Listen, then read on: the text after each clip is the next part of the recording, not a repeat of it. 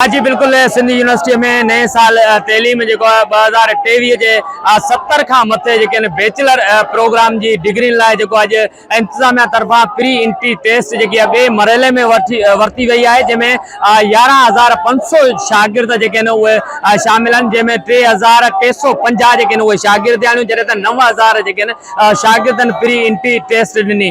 मां तव्हांखे ॿुधाईंदो हलां त 20,500 शागिर्दन ऑनलाइन रजिस्ट्रेशन कई पेरे मरहले में इंतजामिया तरफा 9,000 शागिर्दन की एंट्री टेस्ट रही जैसे अज बे मरहले में एंट्री टेस्ट वरती हुई उनमें 11,500 शागिर्द शामिल मुख्तलिफ बैचलर डिग्री प्रोग्राम उन्हनि जी अज प्री टेस्ट वरती। सिक्योरिटी जा इंतजाम इंतहाई सख्त किया पुलिस सां गॾु रेंजर्स तोड़े यूनिवर्सिटी जी सिक्योरिटी इंतजाम संभालिया जैसे त प्री इंट्री टेस्ट जी इंतजाम जो जायजो वठण लाइ सिंध यूनिवर्सिटी जो मौजूदा vice chancellor professor Mohammad Siddique Kalhoro तोड़े director admission doctor Ayaz Ahmed Keerio मुख्तलिफ डिपार्टमेंट में प्री इंट्री टेस्ट जो जायजो वरतो। इन वक्त इंट्री टेस्ट मुकम्मल तौर जो खत्म थी। शाम जो ही एंट्री टेस्ट जी रिजल्ट ऑनलाइन कई वेंदी। जी।